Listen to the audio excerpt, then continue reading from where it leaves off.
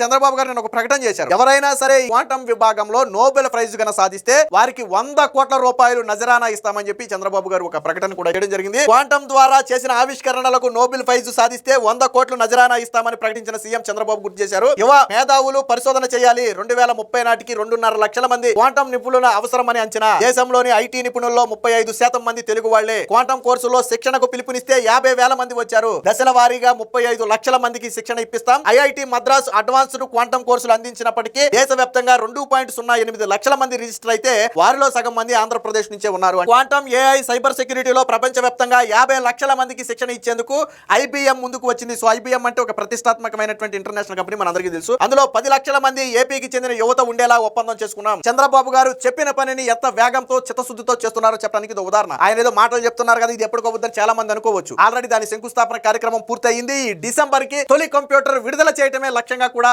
వాళ్ళు ముందుకు వెళ్తున్నారు. అంటే ఎంత వేగంతో ఈ క్వాంటం కంప్యూటింగ్ ని ఛాలెంజ్ గా తీసుకుని ముందుకు తీసుకెళ్తున్నారో అర్థం చేసుకోవచ్చు. ఏది ఏమైనా రేపటి రోజున ఆంధ్రప్రదేశ్ దశా దిశను మార్చిపోయే వాటిలో ఈ క్వాంటం కంప్యూటింగ్ ప్రధానమైనది అనడంలో ఎటువంటి సందేహం లేదు.